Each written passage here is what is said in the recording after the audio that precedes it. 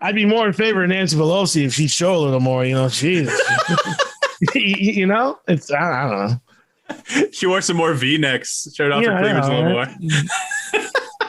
Come on, Nancy.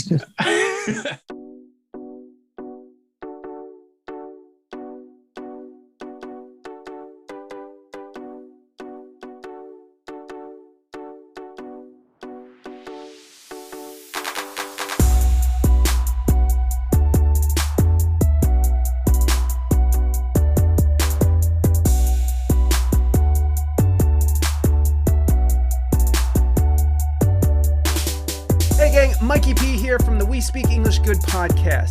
Go check out my friends at the Usual Sainte podcast. You won't regret it. Now let them hear it, Nature Boy. Welcome to a new episode of the Usual Saints. I'm Mike D here with Saint, back from the dead, although anyone who listened last week knows he was there. Jeremy and Vinny are gone for the week. Hopefully they'll be back soon. But we got one of our guest hosts for this week, Vincent. You like Vincent, right? I always call you Vince, but you prefer Vince.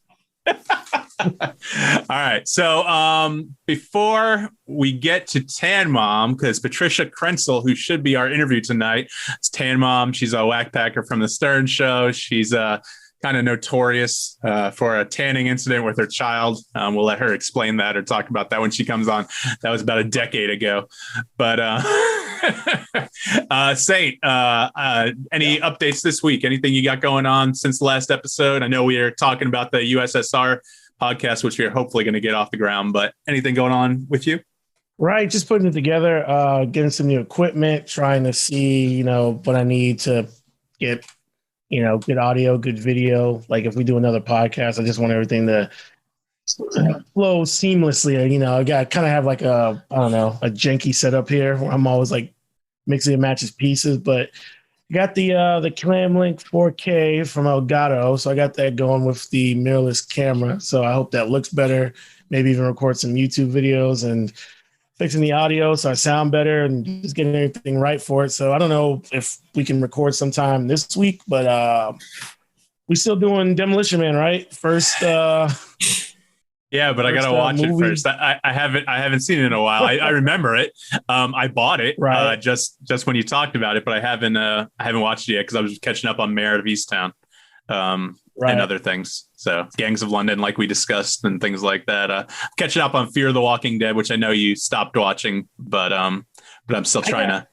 I got to season 2, I think. Fear the Walking Dead. Like they got to a boat. There was a black guy with a yacht, and then afterwards, I'm just like, and then the Walking Dead proper, I just quit on that. I'm like, all right, this is just.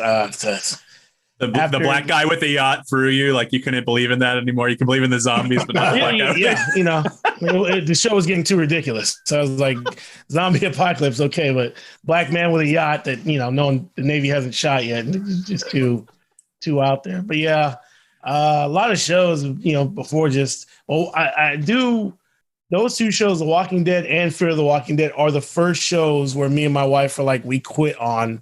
Before we used to ride through bad TV shows and movies. Now it's like we'll be 20 minutes to a movie or episode 1 and 2 to a show and be like, yeah, okay. Yeah. Not enough time. Yeah, I mean, there's just too much stuff to watch, whether it's movies or TV. I'm the same way now. Like I used to be, like you said, ride or die. Like I was like, even the procedurals, like SVU, every Law and Order, all 4 Law and Orders back when they're 4, anything like that. But I had to cut out like procedurals, man. I'm a serialized TV show now, right. Mostly HBO or cable. Like I can't really get into network stuff unless it's like really great. But yeah, I mean, I understand what you're saying, but we'll see. We got that lined up. We just got to record a few, get them in the pipe and go from there. Vince, it's been about a month, I guess, or more since we had you on the show. Yeah. How's life been going for you? Good. Still working a lot and hanging out. That's about it. Watching a lot of not Netflix, Discovery Plus. I'm still sucked into BattleBots. I know it's an old show, still on, my favorite show. So that and all the cooking shows on there. Did you know that? Go ahead. Real quick, Demeanor, how is Discovery Plus? I mean, how much is it? Awesome. So I get it free with Verizon, but if it's not, it's like $7 or $8 a month. But like everything, Guy Fieri, all these fun shows are on there. I love it. All the home building shows, the opposite of what Mike probably watches. No, exactly. I don't watch a lot of Discovery Plus. I do watch on Discovery Plus Ghost Nation because I'm a glutton for punishment, and so it's the Ghost Hunters. Jason Hawes and Steve Gonzalez and Steve Tango. They went over to Discovery, or I think it was Travel Channel or something like that, and did a show separate from what's the other guy's name? Grant, whatever his last name is. So they split the two main guys, and the three guys went and did their own show. What's that? You talking about the one with Zach? No, I don't watch that shit. No, Ghost Hunters, the original, man. They were plumbers. They worked for Roto-Rooter during the day, and then they did ghost hunting at night. So that one's all right. That's on Discovery Plus. But the big news with Discovery Plus is that AT&T is cutting it loose and is selling like the entire Warner Media thing, and it's going to merge with Discovery Plus. So it's going to be HBO Max plus Discovery Plus into what they're trying to make another like streaming giant to compete with like Netflix and Hulu and whatnot. I love it because with Verizon, you get that and Disney Plus, which I never watch, but it's free. So it's like, all right, who needs a password? Here you go. Right. You need to watch Disney Plus. Good shit on Disney Plus, man. Marvel, Star Wars. I can't get into that. Disney Plus, for me, that's my jam. But yeah, that's why I asked, because I just seen the big thing how Discovery just bought HBO Max, so they're making like a super streamer thing. It's pretty good. Forming like Voltron, and I guess that then I'm guessing Paramount and then Peacock or wherever that one is. They're gonna have to, because it's Netflix, Disney Plus, and then whoever. And Amazon's pretty much like, hey, we make our money off selling packages. This is just like some extra to keep you around. But I think they've given up. No, they haven't, but it's just, have you ever read the thing? Amazon's the whole business model is like they add things to Prime just so like every year, even though they add $1 or $2 to Prime every year, like it's like, hey, we give you movies, you got music, you got all this stuff. And really it's just like, we just want you to keep, buying shit off Amazon. So that's like they do, but they're not like serious actors. Yeah. I guess they're kind of just like Apple in the same way, where Apple's into the streaming, be like, we got a couple of billion, might as well make TV shows to sell iPhones, But I was gonna say, Peacock, Paramount, Discovery. I'm sure there's a few other ones that I have. They're gonna have to combine in order to keep up with Netflix and Disney, because those big two, they both have. I think Disney's over 100 million now subscribers to Disney Plus. So. And Netflix, Yeah, I mean, the streamers, that's where it's at. Now, Amazon, they got a lot of stuff. I haven't watched this show, Them, but I've heard a lot about it, a lot of good things. I obviously watched Invincible. Go ahead. What you could say. What I heard about Them is it's like if they took the movie Us and completely ripped it off and split it into 8 episodes, now you have Them. So that's all I've heard about it. That's kind of what it looks like. But I enjoyed Us. I didn't like it as much as Get Out. Wow, Vincent's in Attack Dogs. Somebody wants to get out. Hey. I apologize. Fine. All right. So let's see. Streaming giants. We talked about the worst news of the week. I got to say, Jennifer Love Hewitt is pregnant again, and it's not by me. I'm very upset about this. That's just me being not her first either. No, I know. but I'm a big Jennifer Love Hewitt guy, as we've talked about in past episodes. So I was married or yeah, I think she's married. Yeah, I think she is. Yeah. I think she got taken off the market a while ago. We were talking about, we were talking about the her change in appearance over the years, back from when I know her from like Can't Hardly Wait to now. I don't know. I'm not sure if it's any kind of plastic surgery or anything like that, but she posted a pregnant bikini photo the other day. Wasn't horrible. So, all right. Yeah, it's the face that's changed for me. And I'm just like, come on. I love JLH the way she was, but that's fine. That's just me. I Can't Hardly Wait is my, like I said, that's my ideal standard, like, but that's me. So we had some celebrity deaths this week I wanted to touch on. Charles Grodin. Yeah, Grodin. He was Beethoven. He's also, I guess, Heartbreak Kid and Midnight Run. And he had a little talk show on in maybe the 90s on CNBC or something like that for a while. I'm sure every one of us has seen Beethoven. Yeah, it was like, I guess it was just him. Stern was talking about the other day, like it was just him. He would always rag on Stern for like being basically like the dreg of society and downfall of society and all that shit. Yeah. So, but I mean, you know, I remember him as the dad in Beethoven. I've never seen Heartbreak Kid or Midnight Run. I know they're supposed to be good. I just haven't gotten around to it, you know, because there's too many movies. But I don't know if you guys have any thoughts on Charles Grodin or any memories of watching any of his movies or anything like that. No.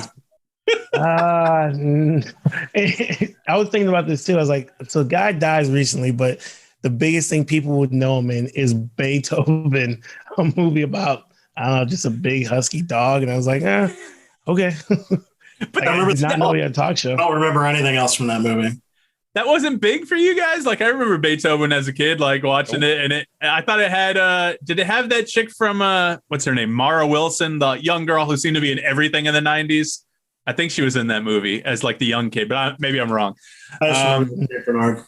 You remember what? The St. Bernard? Yeah. That would be Beethoven himself. Right.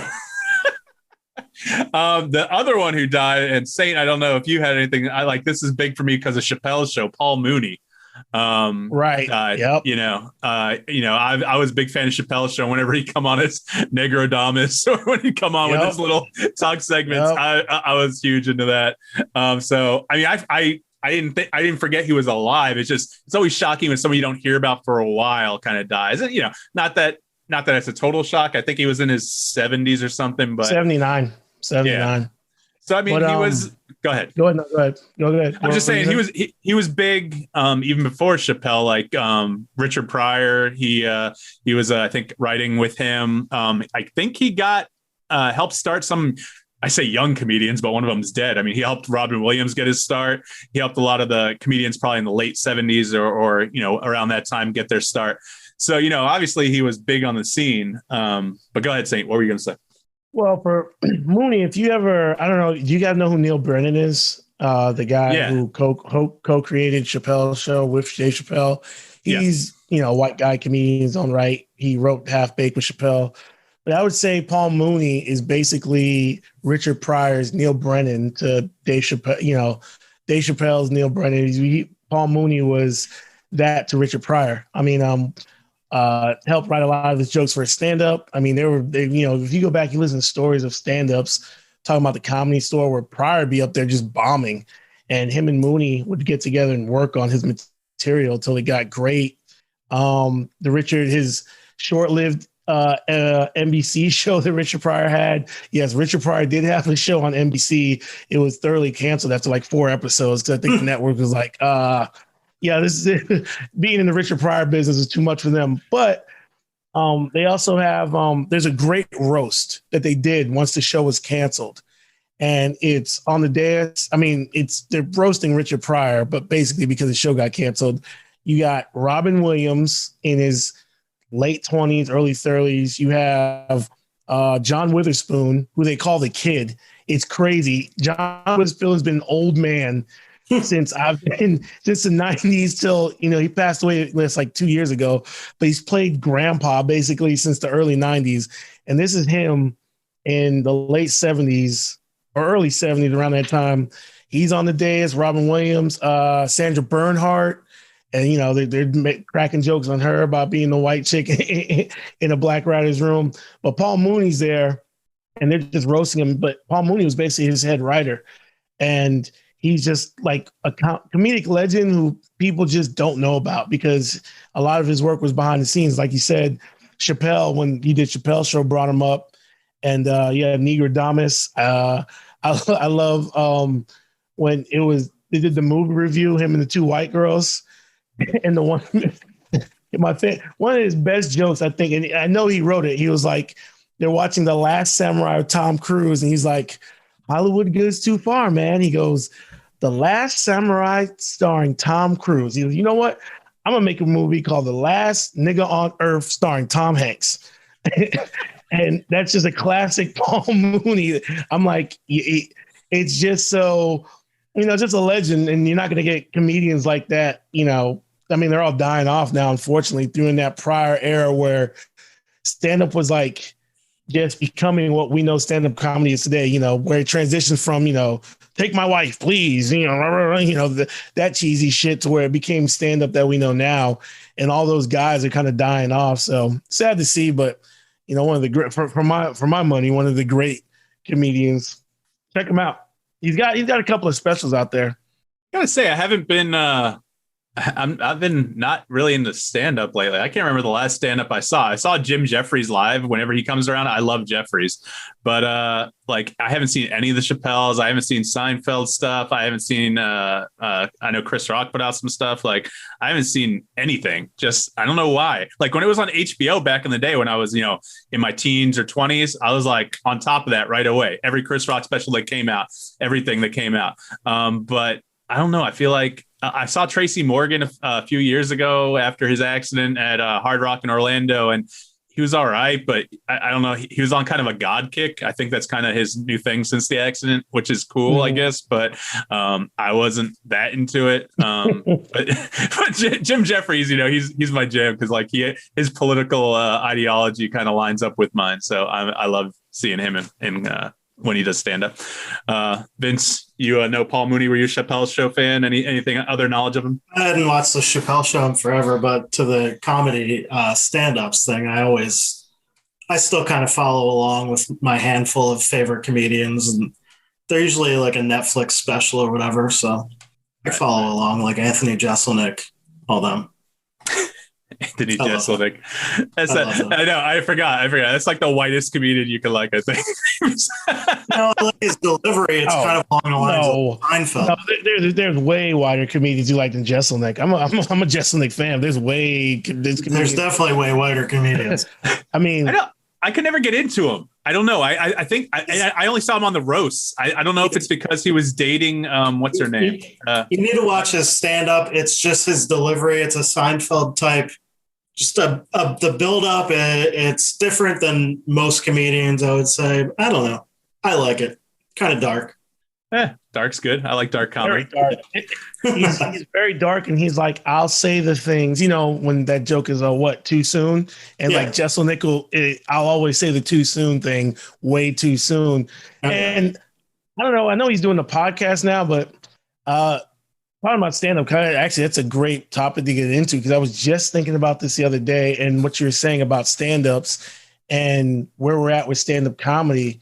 And I don't know if it's because there's too many, the Netflixification of it, where there's so many specials coming out. Mm-hmm. And there's before an HBO special was a big event.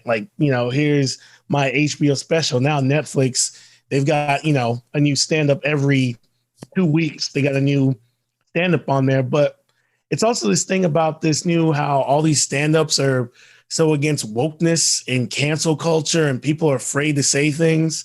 And I was just thinking about this, and I kind of feel like, okay, so you had a thing that happened with Aziz Ansari, right? Which was kind of grayish. Should he have known,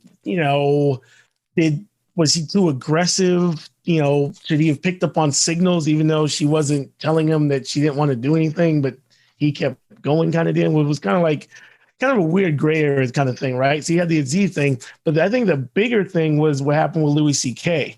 And I think at the time, for my money at least, Louis was the biggest comic stand-up wise. I mean, of course, it's Kevin Hart. But to me, I think Kevin Hart's, you can pretty much put him as an actor who does stand-up. It's every other movie, and then the Kevin Hart stand-up. I think what happened with Louis C.K. and there's just I don't know if it's fear. I don't know if it's a hesitance, but so many comics, you just hear them on podcasts and stuff, and they're all just worried about, it's woke culture, it's this and it's that. And I'm just like, comedy's always been a risque area where people say things, but I've always felt if it's funny and if it has a point, it can be said. Take Jeselnik. Jeselnik is a perfect example. Yep. he's taken it to the edge and a little bit past it, but that's his stick, right? So when he does it, it's like, okay, we know what we're getting from Jeselnik, where I guess maybe some of the comics, it's just, they're just, I don't know, maybe doing hacky things. But now it seems every stand-up is now fearful. Like, I'm going to say the wrong thing and then they're going to come after, which I don't even know what that means anymore. It's like, which would make me not want to go to their show. Is like, if you're not going to be your regular comedic self, why am I going to pay money to see you? It's like going to see a band like Metallica and then I'm paying $180 for a ticket. Oh, we're going to play our new album that isn't out yet. Like, no, I'm paying $180 to see, their old stuff. Speaking of Louis C.K., I want to let you guys know, I don't think I've ever told anyone, you guys this. I think I told my wife. Right. So I heard about like the allegations against him, like in 2015. I got the email right in front of me. It's dated May 30th, 2015. This was years before he got canceled, right? Yes. So I was drunk one night and I sent him an email, basically replying to one of the things I would get back to him. Never got a response, but I could read the email if you want. Please. Wow. What? Yes. Yeah, I was drunk. So God, if he had responded, I'd be like, this is going to be the best thing. Yeah, go ahead. I know, right? Okay, so I put, hey, Louis, first off, I'm kind of drunk right now. Just got home from playing trivia and I'm reading these articles on the Superficial and Gawker about you. That just shows how long ago it was, because Superficial and Gawker, I don't think exists anymore. No. I've seen you got sued to death. Yeah, Hulk Hogan, right? Yeah. I've seen you perform stand-up once or twice. I think everything you do is amazing. So reading these articles is kind of mind-boggling. Cards on the table. I'm a news photographer, but I don't care about that at this point. I'm 99.9% sure I won't get a response from the actual Louis C.K. But did you do the stuff they're saying about you? I'm a fucking pervert myself, but you're a hero to me, man. And you know the stuff I mean, forcing chicks to watch you jerk off. I don't care if you do, but chicks need free will, man. Nothing should be forced. Like I said, I don't expect to hear back from you, but if you did these things people are saying, please come forward and admit it and get help. If you didn't and you're trying to see the stories go away, I don't know, man. I don't want you to be the next Bill Cosby if you aren't. And then I kind of ended it with, just don't want it to be true kind of stuff. So I never got a response. No, listen, I'm sure. I don't even know if it's a monitored email box. I mean, it was louisck@louisck.com, but I think that kind of spoiled him for me. Like I don't listen to his comedy anymore. There's certain things like Michael Jackson I still listen to. I despise what he most likely did because I watched Leaving Neverland, but I can still get enjoyment out of the music. I think we talked about that on the last episode you were on, Vincent, when my cousin was talking about trying to differentiate the art and the artist. My wife, she can't listen to Michael Jackson. She doesn't want to hear any of that. She doesn't want to listen to Louis C.K. And I don't even listen to Louis C.K. when he pops on my iPhone when it's, on shuffle. I just hit next. And I don't know why that thing in particular, why he in particular, I can't listen to, but he was just all right for me. I never really got into him. So gotcha. Oh, I was actually on a side note. Could you imagine just being a little bit famous and the emails you get from randos? Like, and Louis C.K. wasn't even that famous, but you got Mike email him in the middle of the night. Imagine if Louis did read that, be like, oh my God, this is what being famous is like. Anyway, I was just thinking about that. But I was big into Louis because, I'm like, when I get into something, I get deep into the history and stuff. So I've listened deep into the history of stand-up and all that kind of stuff. And for a time, Louis was like the man in stand-up. I mean, he had the show on FX, but he also did the thing. I don't know if you remember, Mike, around that same time, he basically cut out Ticketmaster and all the ticket middlemen, whatever companies. He's like, I'm going to sell my tickets direct. And I think the highest price ticket was like $45. He's like, I have enough money to live. You don't need to pay $100, $200 into my shows. $45 a show. He's like, for, a basic 300, 400 seat venue. And he was changing the way stand-ups were thinking about their careers with it. And it's funny you mentioned that because I remember hearing about that in 2015. It's funny, it took a while before it became like mainstream. And, to be fair, I think he kind of got caught up in the whole Harvey Weinstein which is to me all the way, rapist, go to jail, don't get out, hope you die in prison thing, to where it's like Louis, I'm not excusing it, and I'm saying like you jerk it off. I really wish he would have came out and been like, hey, did a stand-up and explained what happened and, apologize and ask for forgiveness. It kind of looked like he just sulked back and was hoping like it would go away. And he has he has some of the biggest. Joe Rogan's his friend. Go ahead. Wasn't he one of the first of the Me Too movement to get caught? Wasn't he one of the first ones? I don't know, caught, but he kind of got caught in it, It's kind of like when the Weinstein thing dropped and all these other people were dropping, then his name, because the article was about 2 female comedians, and there was like a blind item where there was a female comedian on a podcast, and she was talking about a big name comedian who just was jerking off in front of her, and she was just like, and she stopped herself because she was like, you know what? I don't want to say anything more. And you could tell it's like, I don't want to fuck up my career because Louis is the biggest thing right now at clubs and shit. And I remember listening to her like, oh, she's talking about Louis C.K. I was like, I don't know how I know this, but she's talking about Louis. And he did the same thing Cosby does. If you go back to Cosby's 1969 album, he talks about Spanish fly. Spanish fly. Yeah. Like you drop the Spanish fly and the girls drink and whoa, you can say, and you're listening to this now, you're like, motherfucker. And Louis does the same thing. He had in his show and his act, he has bits about just, guys, sometimes you just want to just take a jacket off. And it's like, it's funny, but looking back now, you're like, I don't know that art imitating life or back and forth, but the Louis thing, I think, kind of changed it where like comedians were like, I don't know, because I don't know what you like, if it's Rogan, even Chris Rock, and then Chappelle, it's like they're all on this like, oh, you can't say anything now anymore. Everything's too woke. And this, I'm like, what can't you say? And who is canceling you? It's like, they're like, oh, these people get on Twitter and talk. I'm like, why are you guys on Twitter? Like, if I was worth your money and doing this, like, I wouldn't care what Twitter, like us, like we care what Twitter says about us. Like we want to get big. If I'm making $100 million living in Austin, like, I don't care what anybody on Twitter says about me, but it's like all these stand-ups, like, oh, you get on stage and you can't say anything anymore. It's like, nah, you can say it, but it has to be funny and have a point.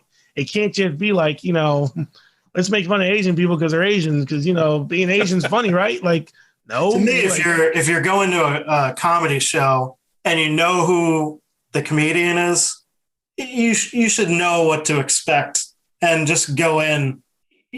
If you're offended by that person and you already know who they are going, just walk out. That's just my opinion. I'm sure Mike has a different opinion. That's just me. Well, I mean, Chappelle, I think, is a prime example of you can offend people and you can say controversial shit. If you make it funny, then you can go ahead and do that. South Park, Trey Parker and Matt Stone, another example. They put it out every week. They do it. 20 years they've been doing that. And it hadn't stopped. The train hasn't stopped. And yet people are like, oh, you can't. Like, they offend everybody, but the show has they're just not offending people just to offend them. It's like granted, there's some people who are base level thinkers and they don't get satire. A joke is just a joke and they can't think to the larger picture. But South Park has been making fun of everyone, but it always has a larger meaning. And they get away with it because, an intelligent person can be like, okay, I see what they're making fun of. They're not making fun of black people because they're black. When they literally have a character called Token on the show, and it's, but it's a point, and that's why it's funny. I just think there's a lot of hacky comedians, and, Bill Maher is doing this a lot too. Like, he's always complaining about cancel culture and wokeness. It's like, Bill, if you're funny and you have a point, people will get it. But if you're just trying to make fun of people, people are like, they're not down with it anymore. I think it's an evolution of what's funny and what's not. And I think some comics just don't want to evolve their act. So and I think Token's last name is actually Black too. So I think it's Token Black. Well, right, yeah. Cleveland Brown. But they're the richest people in South Park. Like, right. So it's fun, All right. Let's go ahead and take a quick break. I'll reach out to Tan Mom, see where she is, because she's late for the interview. So we'll take a quick break. We'll be right back. You're listening to The Usual Saints. Usual Saints.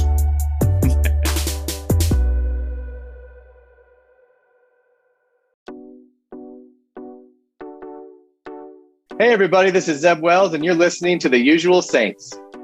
You know, he's not wearing that anymore, right? I know. Yeah. I texted her. I said, "You coming on? We'll see what happens." I guess we can. She's been doing these little Tanma. I don't even know if you'd call them concerts, but like she'd get like JD and a couple, maybe like a handful of other people to buy her tickets, and then it would just be a circus of a show for like an hour.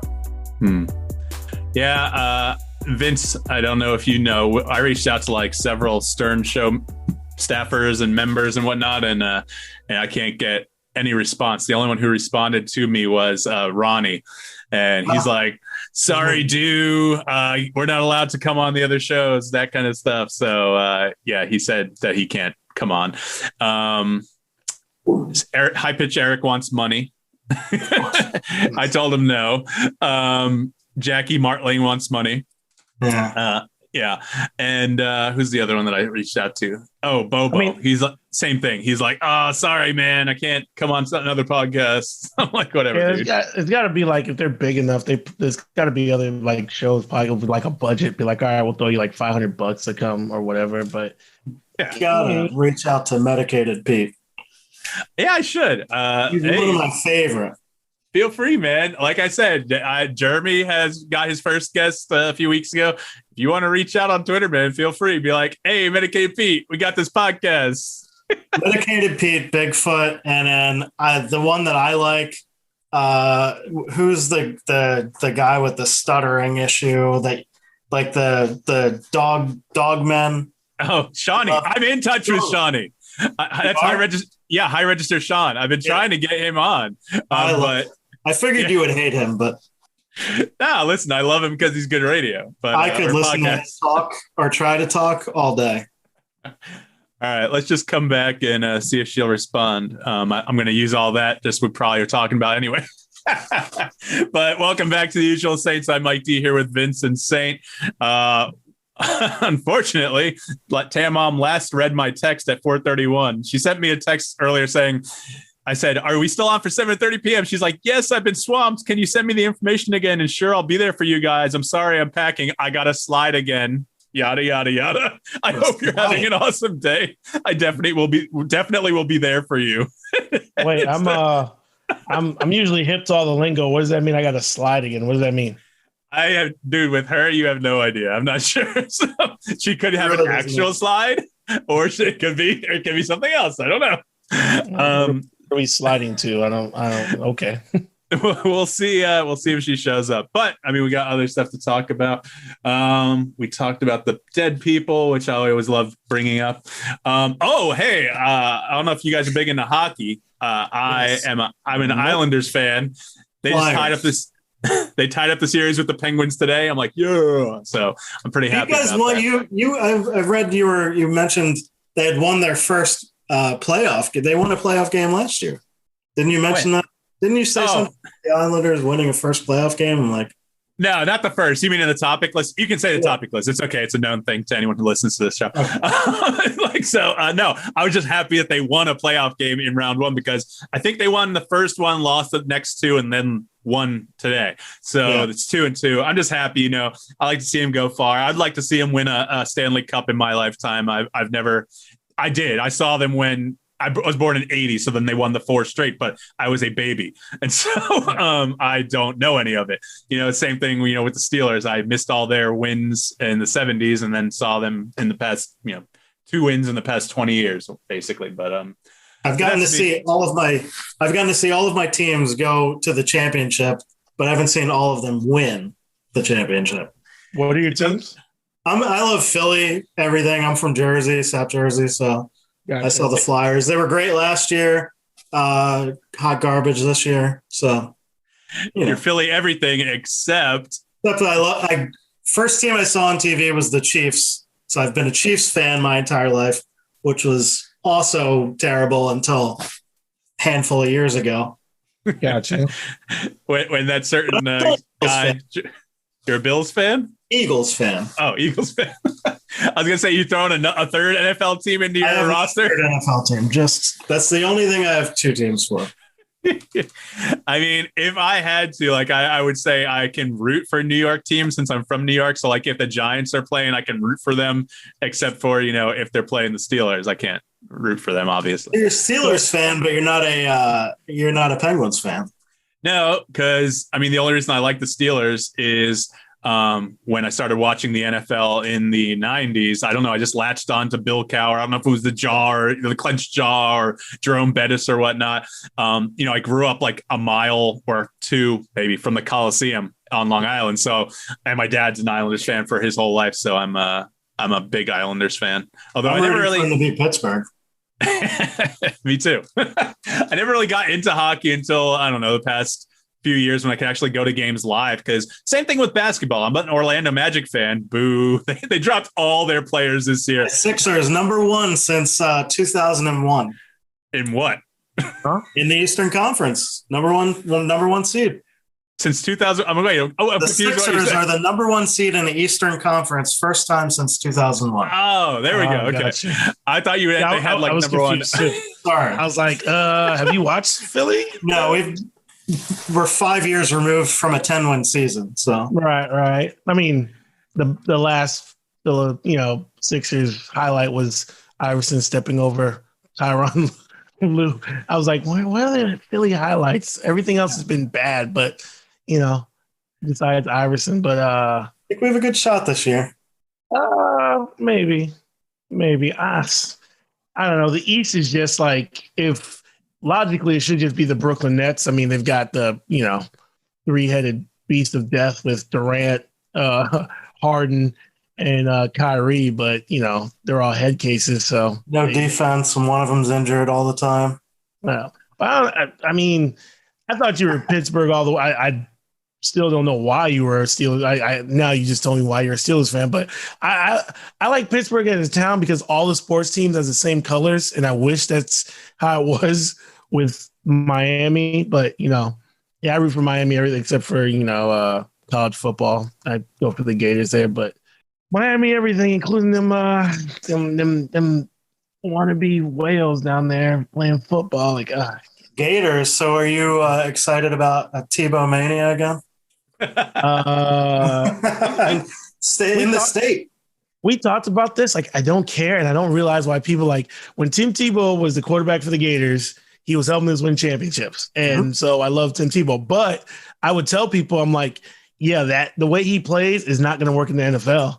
Yeah. And they're like, how are you dissing your own quarterback? I'm like, because I see him play, and I know how they play in the NFL, and it works for college. And if he's winning his championships, I am fine with it. But I thought it was fun in college. Well, that when the Gators won basketball championship, then a football championship, and then it was the greatest time to be a Florida Gators fan. Like, I would talk so much shit to all my Florida State and Miami friends who root for him, but I was like, what Tebow does is not his windup is too long. And if he thinks he's going to truck over guys in the NFL, it's like, everyone's a 5-star recruit here. So go ahead and try to truck, the Baltimore Ravens defense or some of those defenses. Tim Tebow's a small guy. And, now he's doing what he probably should have. He probably should have been a tight end from the get-go. But I did love when it was Tebow mania and you had people who were, let's be honest, the whole clean cut, bend the knee, pray to Jesus, that whole thing is why a lot of people, fell in love with. I'm like, listen, those Gator teams Tim Tebow played on, if he was really a Christian, he'd be like, I can't play with these guys because there were some thugs. Hernandez is a murderer. The Pouncey twins, they're thugs. That whole squad was nothing but like thugs, gangsters, and Urban Meyer covered up like half the things they're doing. Anyway, so Tebow won championships, had fun, went to the NFL, and won a playoff game. Sorry, Mike, I had to throw that in. To me, it was just entertainment. I'm like, why do you watch? Sports isn't that, it's serious, but it's not that serious. So it's like, aren't we just watching to have fun? And if you have a guy in there who clearly isn't really good, but it's winning and people are cheering. It's like, hey, I'm here for the show. Like, He should have paid that field goal kicker a lot of money because that's what got them to the playoffs. But then again, Tom Brady, his first 3 Super Bowls were all won off the foot of Adam Vinatieri. 100%. So it is what it is. But to me, it's like, just enjoy the show. Like, he goes to Jacksonville. It's going to be why else would I watch a Jacksonville Jaguars game? Like, yes, they just drafted, the kid from Clemson, who I think is going to be a beast. I think he's great. But this makes the Jacksonville Jets so much more interesting. Like, I will watch Jaguar games now just to see what they do with Tebow. And that's all, be interesting. Otherwise, it's like, why would I tune in to watch a Jaguar game and watch them get destroyed? Like, if it's interesting, just roll with it. But you have people always taking somebody's rosters. Like, no one deserves it. I think it's just to sell seats, to be honest with you. That's just my opinion. The what? I think it's just to sell some seats. Oh, absolutely. Oh, he already has like the top 3 jerseys sales. Oh, yeah. Well, that's your boy from I wanted to show that's the hair swap we talked about last week. That's Trevor Lawrence on the right. But if you swap his hair onto Mac Jones's body and you put Mac Jones's hair on Trevor Lawrence, look at Mac Jones. That's Mac Jones? Yes. It looks like Get the hell out of here. It looks like it's all right, chick. Female. If I had a few drinks, hey, I don't know. You definitely would. That's funny. So I thought that was funny when I saw that. Yes, that was a male. I just want to correct you, Saint. Hernandez was a murderer. Oh, well, yeah. I mean, yeah. Not anymore. I didn't watch the documentary on that. I guess I should get around to that sometime. They made that documentary. I think it's on Netflix, but there's a good podcast about it too. Just, apparently he had issues and I guess he, deal with his sexuality and being gay and everything. It was a lot, man. And all I know is he picked the real one though. His wife, she did not rat. She did not talk. She went the whole way and she's collecting whatever, I don't know, retirement bonus. I guess there was a clause that she still gets to collect whatever money that he got because when he killed himself. So she was a real one. Even though, let's see. We need to talk about the Ricky Schroeder thing. Have you guys all seen the video or heard the audio of Ricky Schroeder at the Costco in California? No. So Ricky Schroeder, everyone knows Silver Spoons, right? Blonde-haired kid. You remember Silver Spoons, the show We Were Kids? Yeah, all of us are in the same age range. Anyway, he went to a Costco after the CDC said that you don't have to wear masks if you're fully vaccinated. Try to get into the Costco without a mask. The manager wouldn't let him in. And he recorded this rant, this tirade, yelling at the manager, and the manager just held his ground just like they do, because he's like, hey, California law right now. I know what the CDC is saying, but California law says you have to wear a mask. We haven't gotten any updates yet. And it's also Costco policy. And so he put this thing on Twitter. He got a bunch of blowback, and I guess he had to put up an apology video. But what do you guys think of like these pseudo celebrities doing this kind of shit? But also he also bailed out what's his name, Kyle Rittenhouse, the shooter from Wisconsin or whatnot. He's one of the guys who bailed him out too. So I don't know, you guys got any thoughts on Ricky Schroeder? I thought the Costco thing, not that it even matters to this, but I thought it was store by store, or was it all Costco? Our Costco where I go, I know that you can walk right in without a mask right now, but it's their policy is whatever state, local ordinance or guidance is, that's what they follow. Okay. So if your state is still under mask mandate, if it's not, then whatever. But whatever your state and local, that's what they follow. Gotcha. So I'm of two minds to this. First of all, on the one hand, just on a human being level, it's like fuck anybody who wants to insult somebody who's at their job and just doing their job. I don't care if you're famous, not famous, whatever. Understand, do you really think this motherfucker wants to sit here and bullshit with your dumb ass about a mask? Like, I'm sure the manager of Costco has a million other fucking things he could be doing, but he has to sit up here and talk to people about wearing a mask and explain, hey, it's California mandate. It's like people are saying, oh, Costco wants to oppress you because that's Costco's mission. No, they'd much rather you just go in, buy your stupid shit and leave. But he has to deal with people like that. That's one thing. That's famous, not famous, whatever. Respect people in their jobs. Obviously, they're doing it because they're told to. Two is I just think that now we're living in a time where we're in this cottage industry, and it seems to be more on, I mean, there are some liberal left-leaning people who I think are doing this too, and then usually they call it, what's it called? Virtue signaling.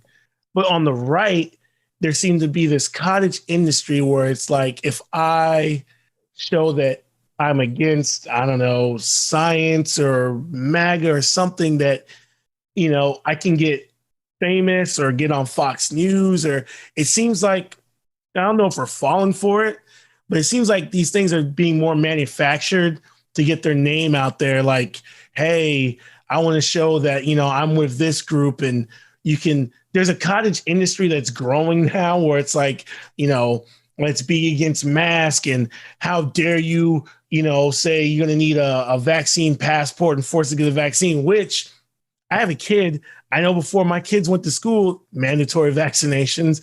I know people who travel from overseas when they used to come in pre-COVID, mandatory vaccinations. But now we're talking about mandatory vaccinations.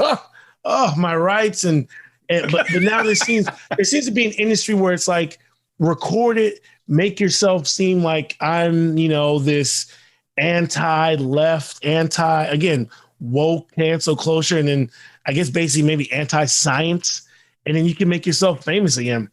Like I said, for this part, you know, anybody being a dick to somebody who works at a Costco, I don't care, Costco, McDonald's, whatever, if they actually put on a stupid mask. This person's not making enough money to deal with your bullshit. But I also feel like maybe we're getting, I don't know what the word, it's, you know, they're basically grifters, you know. I think they're trying to make themselves famous or refamous by acting like, oh, these people aren't gonna, you know, tell me what to do because, you know, I'm against all this. So I get kind of like, are we just falling for the okie doke? Because sometimes I feel like these people don't even believe what the fuck they're saying. They just want the, hey, I'm against these people who are, you know, taking away my rights, blah, blah, blah. So I don't know how you guys feel about that. But sometimes I feel like, are we giving them the attention that they want from this? For me, I mean, well, I agree with you. Why bother someone that's working at the Costco? I completely agree.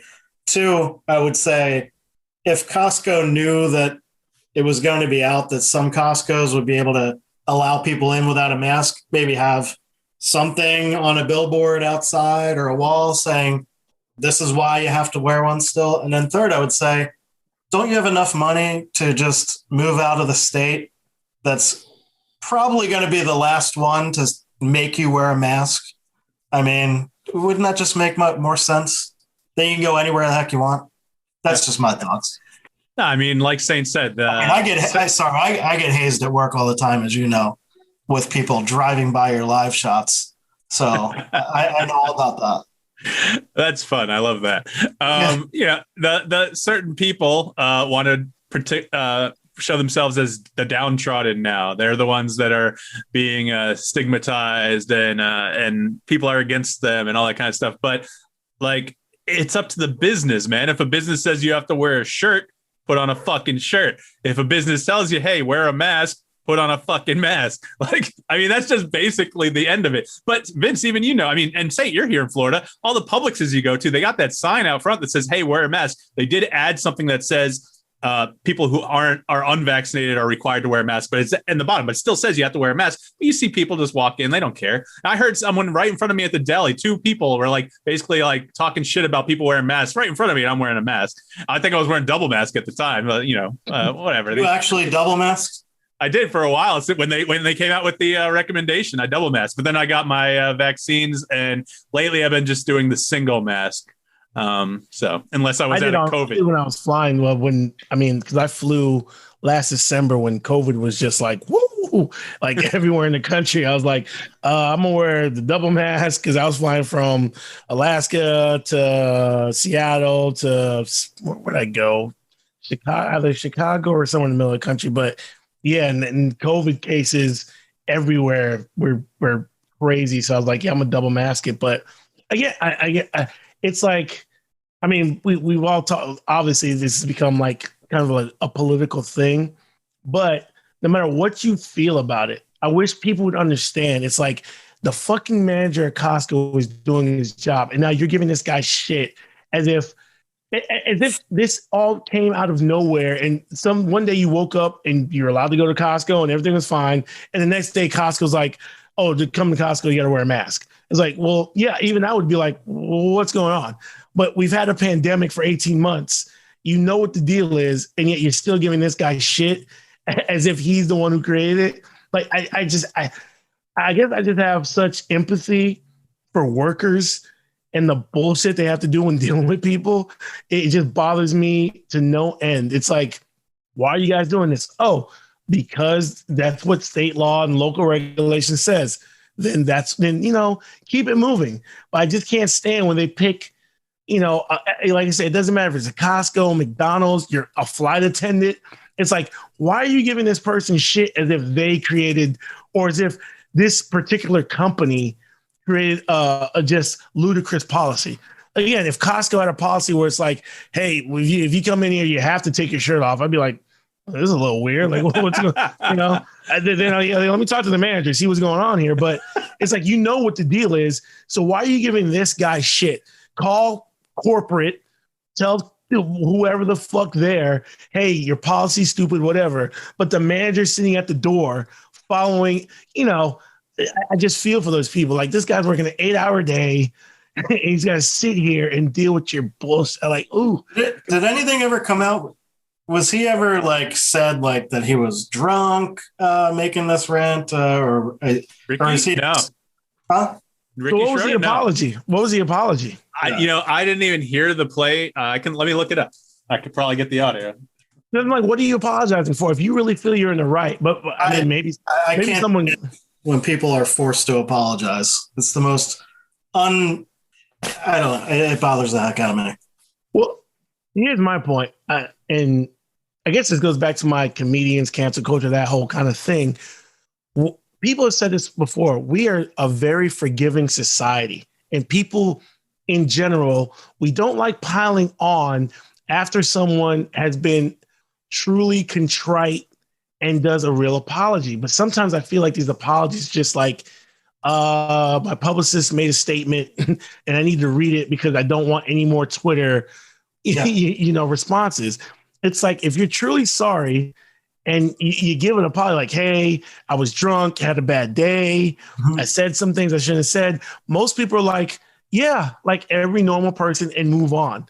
But some of these people, they'll give these like, oh, in this situation, I should have, blah, blah, blah, blah, and I'm going to counseling. And it's like, man, if I was people, I should start my own agency. Here we go. I've thought about this, right? Carl Sainte Public Relations. If any of my clients get into some shit, I'm like, here we go. You're going to go, you give a heartfelt apology. You're not going to read it. You're just be like, hey, I fucked up. I say, hey, say it just like that. I fucked up. I was wrong. I had a bad day, whatever. And most people out there be like, you know what? Yeah, I have bad days too. Sometimes I say shit I shouldn't have said, but it's like these people go on there and it's like, now I have to give this press release that, sounds like somebody else wrote, like my lawyer wrote it. It's like, if you just had a bad day, then do it. But again, I think some of these people, they're just performing. Like, I think they know, and it's like they want to get it on video and look at me. I'm going to be the next, what's her name? I always call her the bigot Barbie. No. Which one? The blonde chick, not, there's the older chick. There's Ann Coulter. She's the older one. Who's like the young chick who's like a blonde, who's now everything she says is like super. Who, Tommy Lauren or whatever? Yes. Tommy Lauren. Yeah. Her. It's like all her. It's like, so she's like super, conservative, right wing, firebrand. I'm doing all this. But you can look this back. There was a time when she was in a contract dispute and there were some things about how she was, pro-choice and she was trying to get out of her contract. And it was a completely different tone. And once all that got settled, it's like, oh, yes, I'm a conservative firebrand. I like to go after AOC and blah, blah, blah, blah. And someone, I forgot where I read, but someone's like, she's just performing, right? Like, this is just a hustle. Like, she's like, people that know her is like, oh, no, she's pro-choice. Back in the day, she was all about, liberal this, liberal that, and they just see it as a hustle. And I'm thinking Ricky Schroeder, it's like, what do you get money being Ricky Schroeder now? I mean, are there Silver Spoons reunions or NYPD Blue residuals? I'd say, but I guess let's see if this apology is actually on here. Well, I'm not watching NYPD Blue anyway. This is from CNN, so we'll see if it plays Morning Express with Robin Meade. I don't know. We'll see if it just plays the apology or not. Of course, there's a fucking commercial, so we'll wait on the commercial. But commercial. And what? It's Pride, the FX series. So we'll see. Here we go.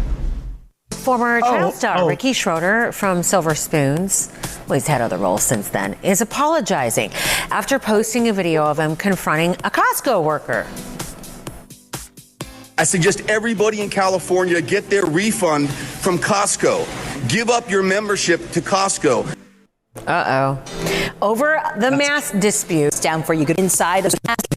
No offense, but I want to find the actual apology. Let's go. Didn't you see the news? You didn't see the news. Nationwide Costco has said you don't need to wear masks. Actually, that's not accurate. What is accurate? So what is accurate is that Costco always goes above and beyond when following the law. And the mandate in California has not changed. There does seem to be the possibility that in June, by mid-June, that's a date that California, I know, if they allow us, if they grant us that, our kings, the people in power, you're going to listen to these people? So here's right there. Right there. Like really? I can't find the apology, but yeah, so that's the video since you guys hadn't seen it before. People that can't hold their cell phones horizontally drive me bonkers. I just sent that to my cousin the other day for an unrelated thing. She's like, do you want it horizontal or do you want it vertical? And I sent her the vertical video syndrome video with the puppets from like a decade or 15 years ago. So just so she learns, vertical is the proper way because your TV doesn't mount sideways. Your TV mounts 16:9. But yeah, I don't have the video of his apology, but we got enough out of that. Right. Yeah. Like I said, besides all the other stuff that I ranted and raved about, like, stop giving fucking workers shit for things like these. He just knows, like, oh, what our king make? Like, shut the fuck.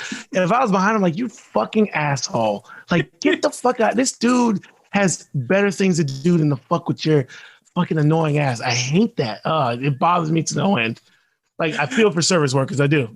All right. Unionized. Let's go. Unionized. Hey, we can talk about that when we get back because that's a topic on the list, kind of. Tan Mom's still not here. Sorry, anyone who listens to the podcast expecting. I think Tan Mom has slid her way out of this podcast. So we're good. Yeah, I mean, she's always been kind of flaky.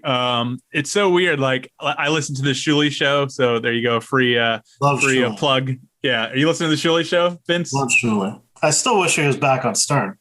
Are you listening to his new show though? A little podcast. Bit, yeah. Okay, so you'll hear these whack packers just call in like while he's like doing it live on Patreon or whatever, and he'll just hold it up and he'll have a conversation with him on the speakerphone, and it's just wacky. That's how I heard her. So I think they're probably going to be hard to nail down, but we'll see. Maybe we did get Elephant Boy. That was fun. And he's probably the most stable except for the way he sounds, I'd say, besides of it, all the whack pack.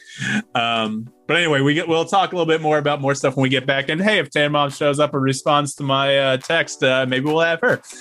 I'll bet you that we can get Wendy. I need to reach out to her. I can't find her on social media, so I don't know how to reach out to her. If I knew which Walmart she went into the dumpster of the, could find her. Just be like, Wendy, I got some fried chicken. Come on, you're gonna be a guest on the podcast. Not changing her diaper. Oh, gross. All right. You've been listening to Usual Saints. We'll be right back.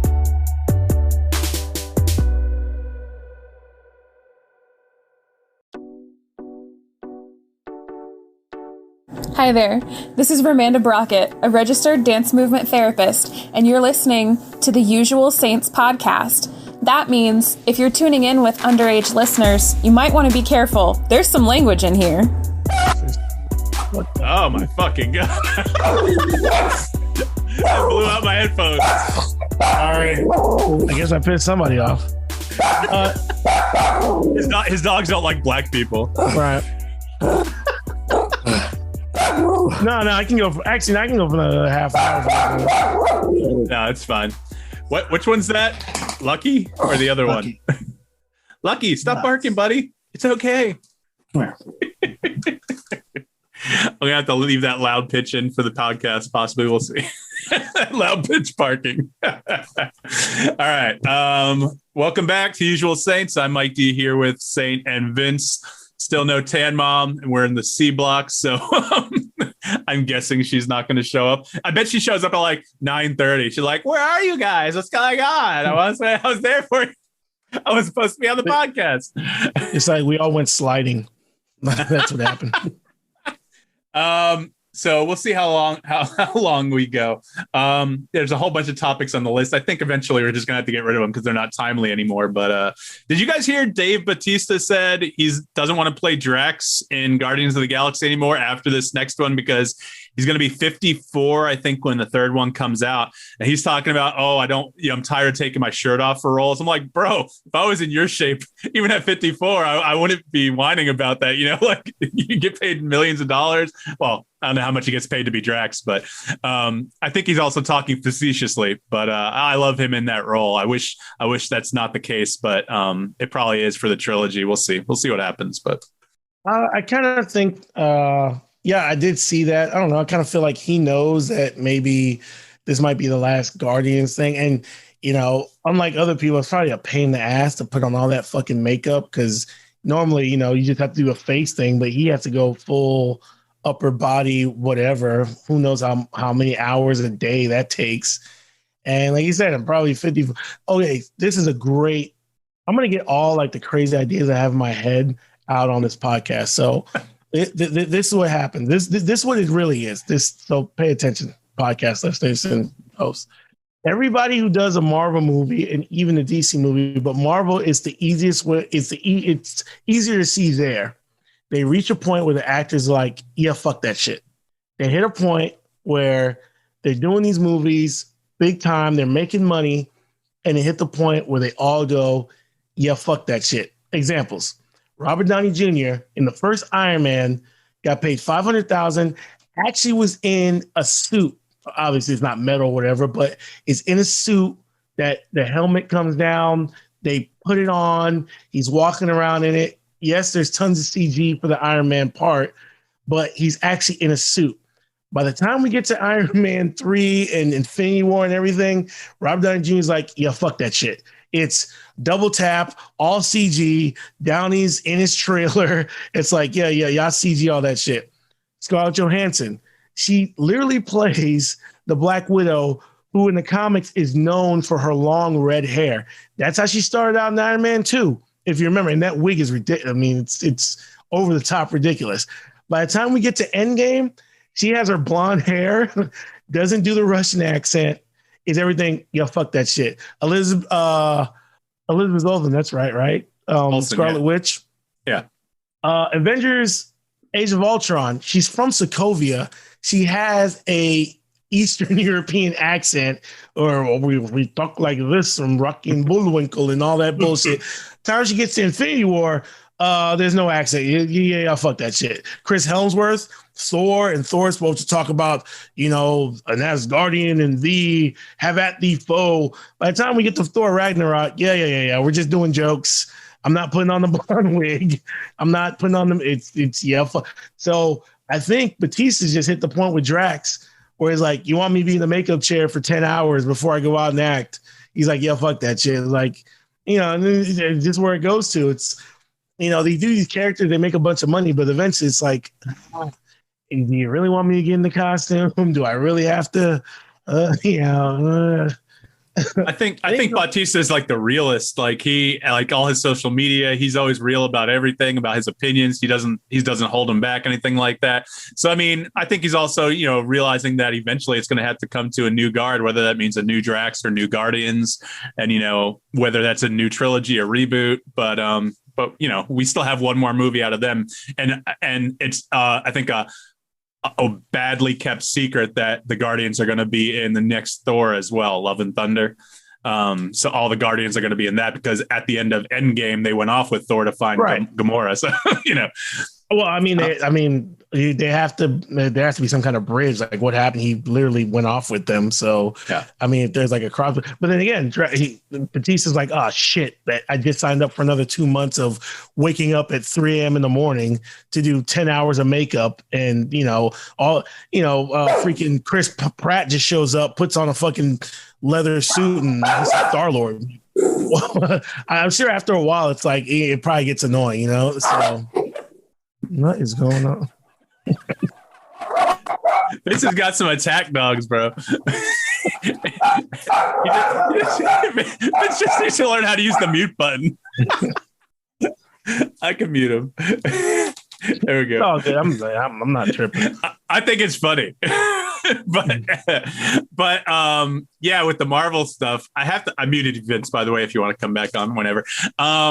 The Thor thing with Ragnarok, I have to attribute a lot of that to Taika Waititi taking over Thor Ragnarok and just adding his brand of humor. I'm a huge fan of his. Do you watch What We Do in the Shadows? Oh yeah, I saw the first episode. He had the movie. I didn't get to finish that, but I saw the TV show. And because I mean, Kevin Feige probably. I mean, if you give him some truth to him, he'd admit that Thor: The Dark World is the worst Marvel movie. So they actually had to go a different direction. But watch what happens. He's Thor. He has the long hair, but they've completely dropped the whole Asgardian way of talking. And 20 minutes in the movie, he gets a haircut. And that's just Chris Helmler going like, I'm not putting on your stupid fucking wig. Here's another example. Game of Thrones. They have that, fuck that shit in Game of Thrones. Watch the very first episode of Game of Thrones. Watch Tyrion Lannister. Who's the actor? I'm sorry. Peter Dinklage. Peter Dinklage. Watch the wigs all the Lannisters have on their heads. Watch the clothes and the thing that all the Starks have. By the time we get to season 6 and 7, it's fuck that shit. Like Lannisters are supposed to have this golden, everything about them is supposed to be gold because Lannister gold. By the time we get to the end of the series, they're not blonde anymore. Him, Jamie, fuck that shit. I'm not putting on your stupid fucking wig. Emilia Clarke's like, I'm not getting naked anymore. Yeah, fuck that shit. It's just like, roll the camera. I'm getting paid lots of money. Once you have the leverage, it's like, I'm not doing that. But he has Peter Dinklage has a crazy blonde wig on. And by the end of the show, he has a brown beard with brown hair. He's not a Lannister blonde anymore. And that's just completely, fuck that shit. Just roll camera. Let's go. So unless it's a plot point in the series, like obviously in the books, it's different. But if it's in the TV series, they make it a plot point. They should probably stick with it. But obviously, if it's something small like that, they might just be able to let it slip, and no one will notice. Like, no, they don't care anymore. I know. By the time we've hit season 6 and 7, the actors are like, no one cares. Like, I'm not putting on your wig.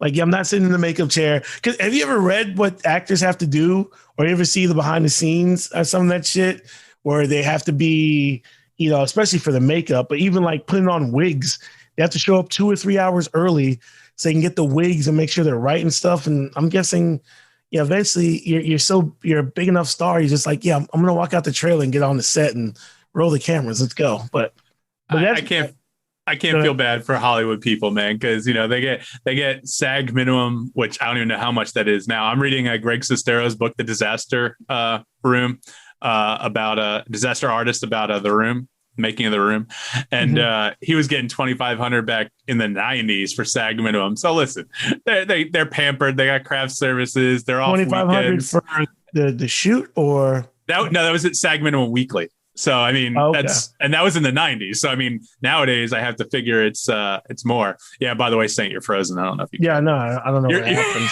It's your fancy 4K camera that you got hooked up. Can't handle it. All right. So let's see. We could probably cover one or two more things. We don't have to go long. I have a whole bunch of stuff to talk about, but let's see.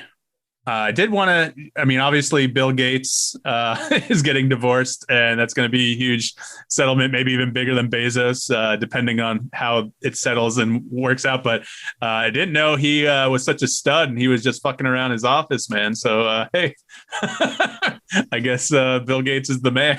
I don't know. But he also had that sexual harassment lawsuit, and that's why he had to leave the board of Microsoft, last year or 2 years ago. So not a great thing. What, you guys got any thoughts on Bill Gates? Yeah, but like, I mean, on one hand, it's like, you know, you get him and Bezos. Like, it doesn't matter how rich you are, man. You're still dealing with the same problems. Every Joe Smo. Doesn't matter if you're making $1 million or minimum wage. You're going to be dealing with the same things, man. The marriage life doesn't change. But I'd also say man, do they have kids? I think, I know they do. I think one's on Instagram. So I know they have at least a daughter. I don't know if they have more, but yeah, definitely have at least one.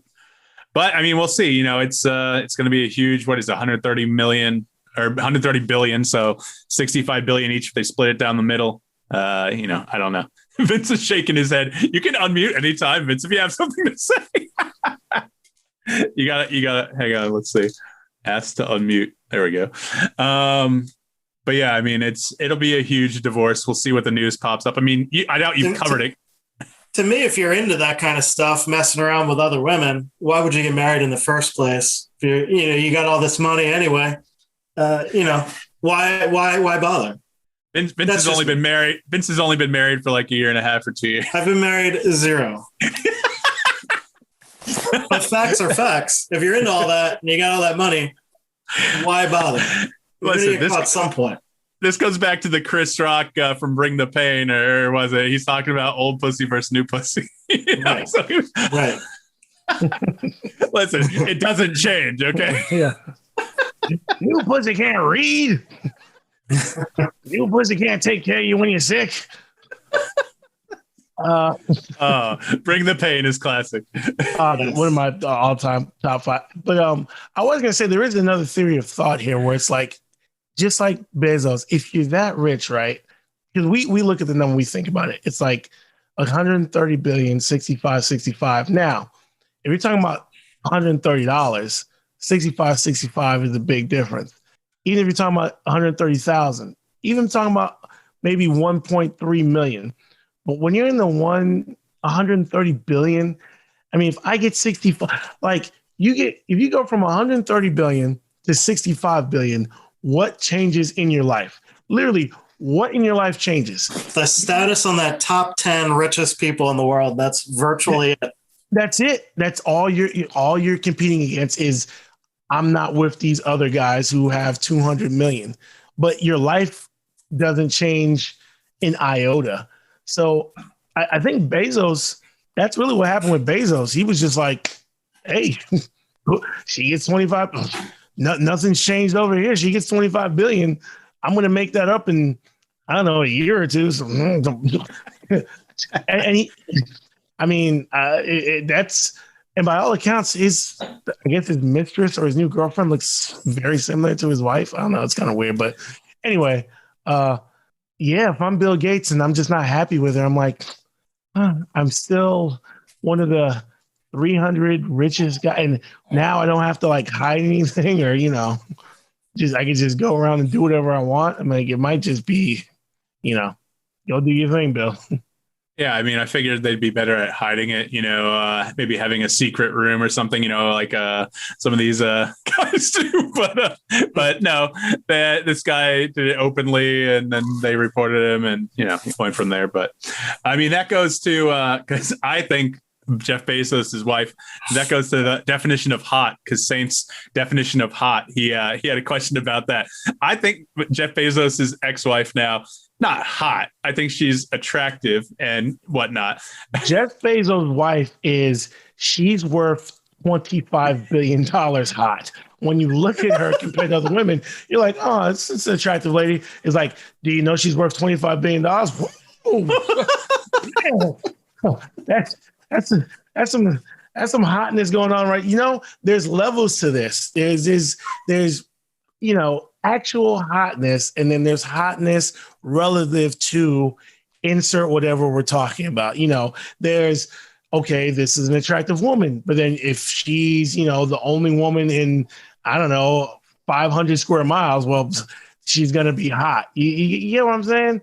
It's like, I just don't like that word being thrown around where it's like, oh, she's hot. It's like, is she hot or is she just like compared to, I upset Saint a few weeks ago. Not upset, but he took notice when I said that a certain politician's sister I thought was hot because one of our other members, Vinny, he thought the politician was hot, and Saint said, "Whoa!" Go ahead, and I put the picture up in the messenger chat, and he disagreed. So I wanted to make sure we covered it to see. I'm not disrespecting or casting aspersions on anyone. People can be good looking, whatever, but we're like, oh man, she's hot. And I'm like, are we just throwing away around the word hot just to like, well, she's, an attractive looking woman who's standing next to less attractive women, I'm saying like, that's not to me what hot is supposed to be about. It's supposed to say, hey, wow, she's, like a Rihanna, if I seen Rihanna, I'd be like, Rihanna's hot. Like, put Rihanna next to, Rihanna could be dirt poor. She's going to be hot. You know what I'm saying? Or Rihanna could be non-famous. She's going to be hot. But, we're talking about some of these people. It's like, it's kind of like, okay, again. She's good looking. Yes. Not casting aspersions on anyone, but I've seen places where people talk about how hot AOC is. And I'm like, is she hot or is she just compared to all the other women in Congress that you're looking at? And she's just an attractive woman who happens to be a congressperson. No aspersions, very attractive young woman. But people are like, oh, AOC is so hot. Look at her. And I'm like, really?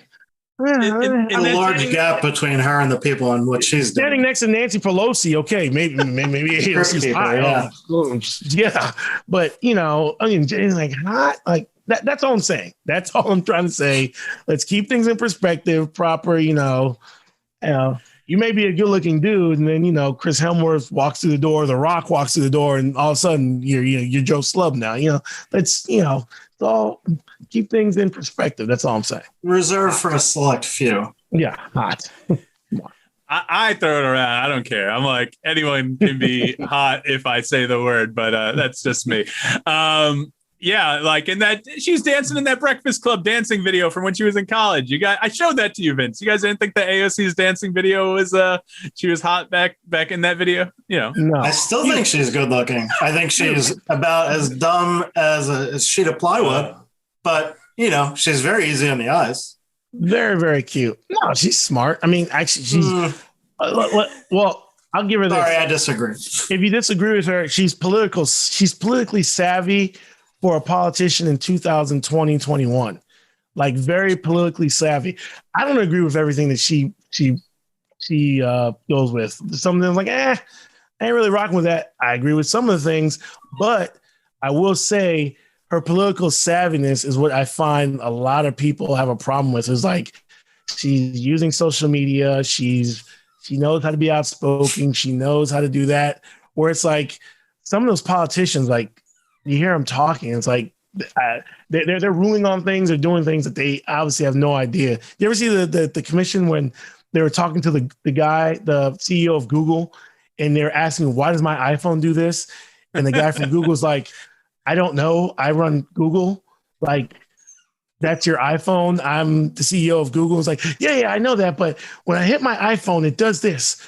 Isn't that a problem? And he's like, again, I run Google, a search company. That's something you probably should be asking, Tim Cook. Embarrassing. But back to AOC, in 2020, 2021, I think she's very politically savvy. Attractive, semi-hot. I'm not going to say hot. She's definitely cute. That video was cute. Yes. Okay. Very easy on the eye. That's a great use. Easy on the eyes. Yes. Yeah. Would you guys say that she's the hottest member of Congress, or is there someone hotter? Offhand, I can't think of anyone. Yeah. Oh, there has to be. Ooh. Is there even anyone within 20, 30 years of her? Yeah, there are. Like Kristen Sinema is the senator from Arizona. She's probably in her 40s. I'm naming people. You got you got what's her name? Talib from Minnesota, right? She's hot. She's I was gonna say who's the one from Minnesota? She's I don't want to get her name wrong. I think it's Talib. Let me look. No, that's the Michigan one. I'm talking about the one from Minnesota. Bring some of these pictures up, Mike. All right, wait a minute. We can call this podcast disrespect. We're out here rating Congress. That should be a whole episode. Who's the hottest Congresswoman? Didn't we do something on the last one I was on? Maybe. I don't know. We talk about this stuff a lot. All right, here we go. The squad. I'm pulling it up. Let's see. Is it Tashit Tlaib, the one from Minnesota? No, I meant Ilhan Omar. That's who I meant. Ilhan Omar.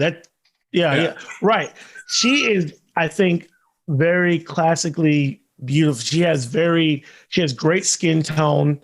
I think her look is very. Again, I would never be like, oh, she's hot. You know what I'm saying? Yeah. But I think she's very. She has a very classic beauty to her, and I think AOC is just an attractive Latino from New York who stands next to a bunch of women who you're just like, but stands next to a bunch of trolls. But if we're talking about the hottest member of Congress, you can include men. You can include Dan Crenshaw from Texas if you're into one-eyed Republican guys. Come on, man. Come on. That's actually I can't.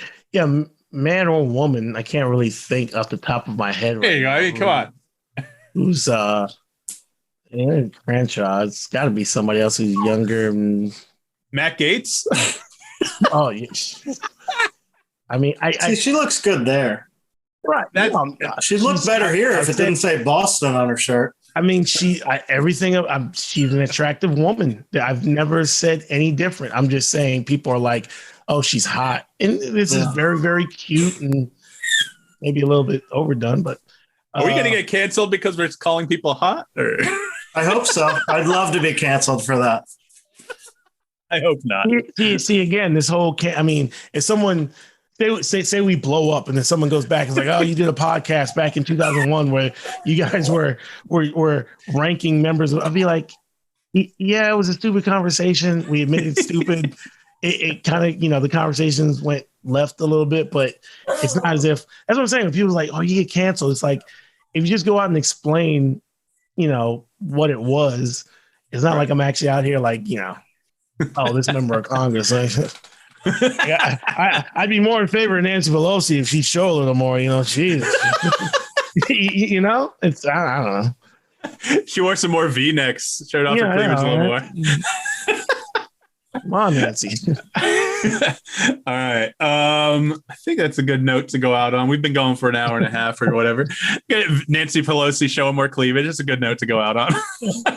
That could be the cold open. Come on, Nancy. Sorry, anyone who listens to this for not having Tan Mom. I had all the intentions. She still has not texted back. So after having a very open conversation with her, that seems to have fallen through. I think she's just flaky. So maybe we'll have her sometime in the future. Maybe we'll just have a show and not planning on having her. And if she jumps in, we can do it that way. You're telling me Tan Mom isn't the most responsible person? I'm shocked. Yeah, I mean, that's what I'm probably inferring, I guess. All right, so let's see. If you guys want to follow us, we're theusualsaints.com. You can find all our social medias, Usual Saints on Instagram, Twitter, Facebook. We have a Facebook group. All our episodes and all the streaming is on our website, theusualsaints.com. We're on Anchor, Apple, Spotify, anywhere you want to find your podcast.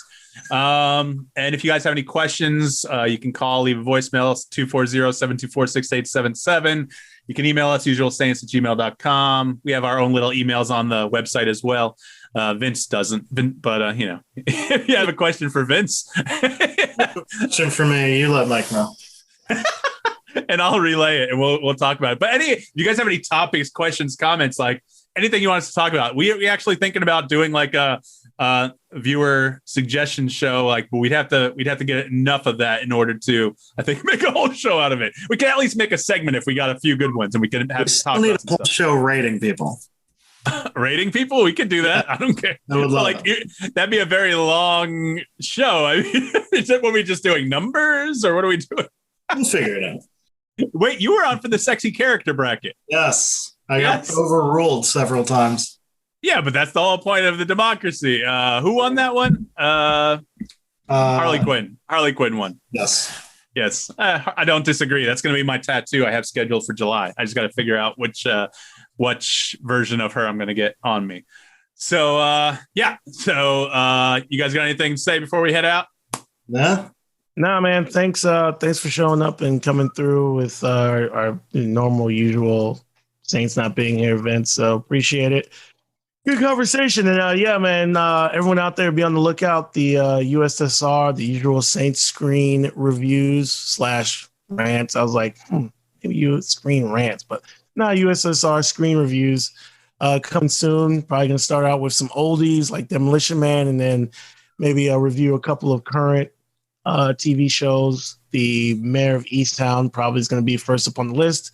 And if I'm still around and not killing fish in the middle of the Bering Sea, maybe we can get into some Loki with me and Mike. We'll see. So be on the lookout for that. I will have better lighting next time. I had to do it in the bedroom because there were people over the house. So if maybe you can euthanize the dogs next time before you come on. I'd rather euthanize a person. Sorry. Yeah. Vince's dogs are. No, I'm not editing it out. You can leave it in. We're all about being real and fun. I'm pro leaving that in. I don't care about other people's feelings. So that's why I invited you to be a guest host. I knew you're outspoken, yeah. So you'd be good. All right. Well, I want to thank everyone for listening to The Usual Saints. We'll be back next week with another episode, and like Saint said, USSR soon, but we'll be promoting that whenever we get around to it. But once again, for Saint and Vince and Vinny and Jeremy, even though they're not here, thanks. And you've been listening to The Usual Saints. Peace. Peace. We had to do the peace thing because that's Vinny's thing. R.I.P. Vinny.